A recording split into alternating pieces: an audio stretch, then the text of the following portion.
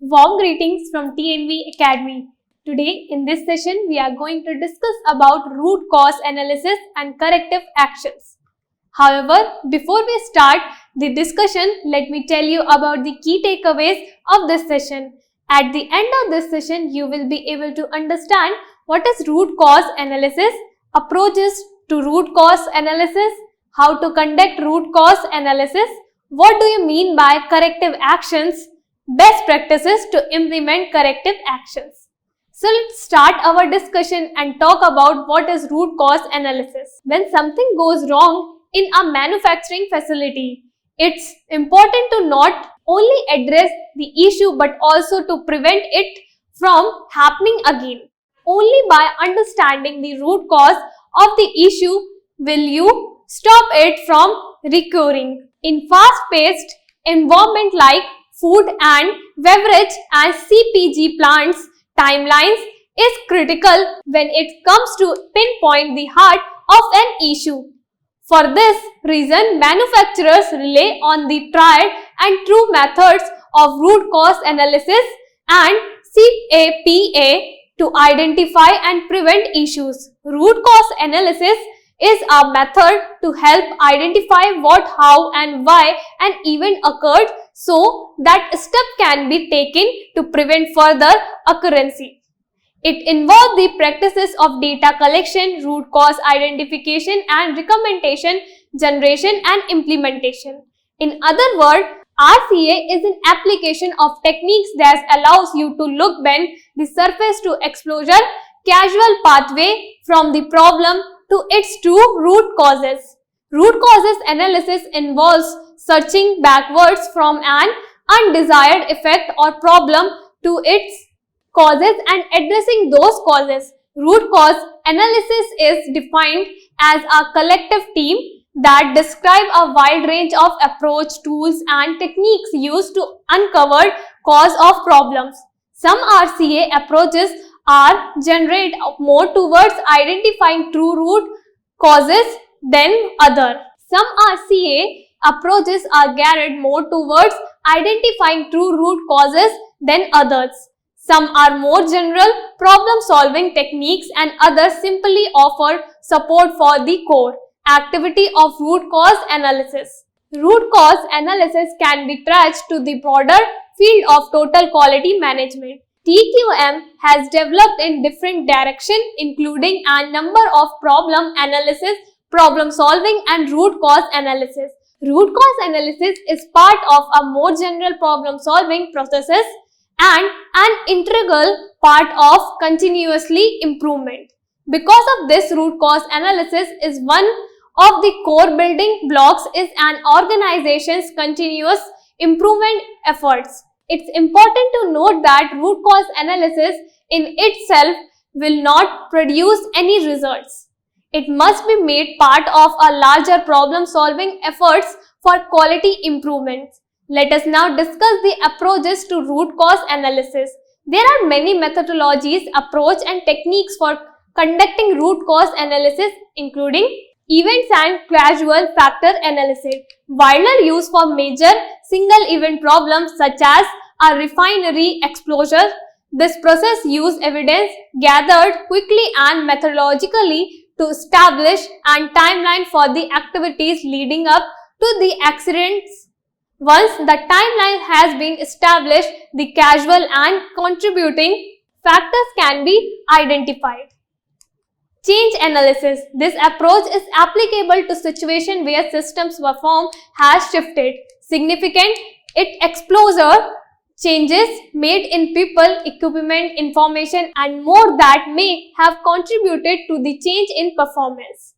Barriers analysis. This technique focuses on what controls are in place in the process to either prevent or detect a problem and which might have failed. Management oversight and risk-free analysis. One aspect of this approach is the use of a tree diagram to look at what occurred and why it might have occurred. Skinner trigon problem solving and decision making. This model provides 4 distinct phases for resolving problem. First, situation analysis. Second, problem analysis. Third, solution analysis. Fourth and last one, potential problem analysis. Let us now move forward and discuss how to conduct root cause analysis. When carrying out root cause analysis methods and processes, it's important to note, while many root cause analysis tools can be used by a single person, the outcome generally is better when a group of people work together to find the problem causes. Those ultimately responsible for removing the identified root cause should be prominent member of the analysis team that sets out to uncover them. A typically design of a root cause analysis is an organization might follow these steps.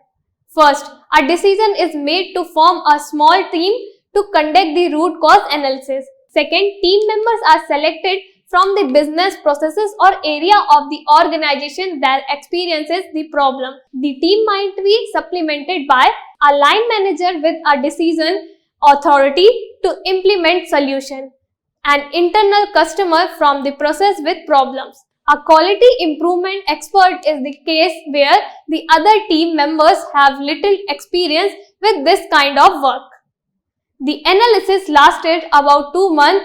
During the analysis, equal emphasis is placed on defining and understanding the problem, brainstorming its possible causes, analyzing causes and effect, and devising a solution to the problem. Fourth, during the analysis period, the team meets at least weekly, sometimes 2 or 3 times a week. The meetings are always kept short, at maximum 2 hours, and since they are meant to be creative in nature, the agenda is quite losses. Fifth, one person in the team is assigned the role of making sure that analysis progresses or tasks are assigned to various members of the team. Sixth, once the solution has been designed and the decision to implement has been taken, it can take anywhere from a day to several months before the change is complete, depending on what is involved in implementation process. We will now take away the next point of discussion and talk about corrective action, corrective and preventive action. CAPA, or simply corrective action, consistent of improvement to an organization's processes taken to implement causes of non-conformities to other undesirable situations.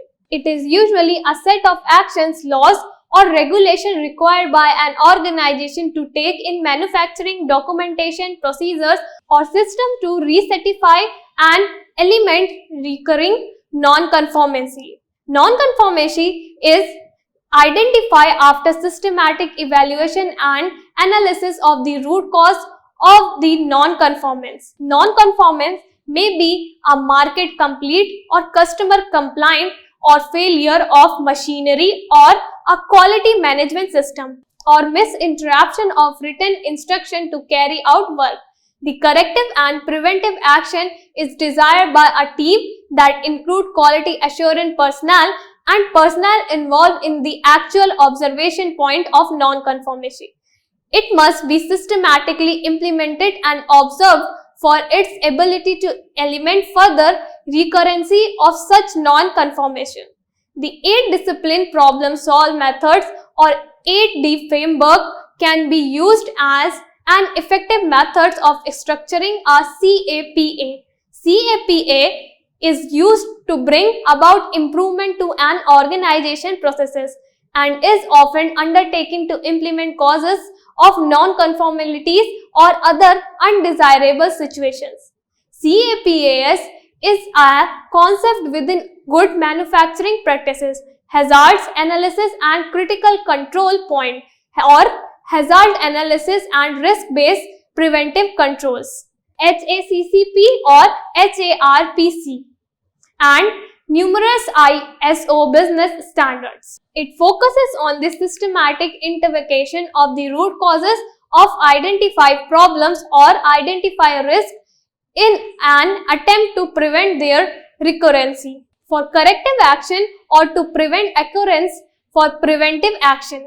Corrective actions are implemented in response to customer complaints, unacceptable level of product non-conformance issues identified during an internal audit, as well as adverse or unstable trends in product and process monitoring such as would be identified by statistical process control. Preventive action are implemented as response to the identification of potential resources of non-conformity. To ensure the corrective and preventive action are effective, the systematic identification of the root causes of failure is pivotal. CAPA is part of the overall quality management system. And finally, let us now discuss the best practices to implement corrective action. There are several variations for applying corrective action to problem solving, but essentially they all follow a common approach. One type of corrective action, in fact, the most popular of these is formalized under the ISO 9001 quality management system. This system is detailed as follows. Define the problem. Describe the problem. Make sure the problem is in fact a real problem and not a perceived problem. Explain the who, what, when, where and why. Describe the expected outcome and how the issue can be resolved. Second, define the scope. Make sure you understand how big the problem to be addressed is. Give context to the size of the problem. Is it happening every day? Does it happen only for a particular product or transaction of customer, etc. Third, contemplated action. Make a short-term fix to stop the problem while researching for the ultimate cause and fix. This is about immediate checks or stopgap measure that will catch the issues again if it recurs while you are finding the root causes. Fourth, identify the root cause. Identifying the root cause is not always easy. There are specific root cause analysis techniques available to assist with this. The objective is to find the underlying cause and not just to perceive problem. It's like a doctor's diagnosis with the patient is complicating the tummy pain, but the doctor diagnosis is to be something specific such as diagnosticity. Fifth, plan a corrective action. Create measurable, achievable solution with realistic deadline that focus on the root cause. It need to be include the necessary step to implement the root cause. Depending on the size problem, it may require cost and return on invest analysis with formal management approval to process. 6. Implement the corrective action. Implement your action and manage those actions to complication. It could be as simple as making change to the software or changes in the database. It could be an investment in new equipment in a manufacturing environment because the old equipment is no longer capable of meeting tolerance requirements. 7. Follow up the making sure the plan worked. Document and close out the process with a debware to determine what was done and inform the team of change. Give significant time to ensure that the problem does not manifest again. Capture any lesson learned. Finally, ensure record keeping has been done at an adequate level of detail. We have now come to the conclusion of this session. In case you have any queries regarding today's topic, then please put them in the comment section of the video and we will be really happy answering them. See you soon. Till then, it's best wishes from TNV Academy.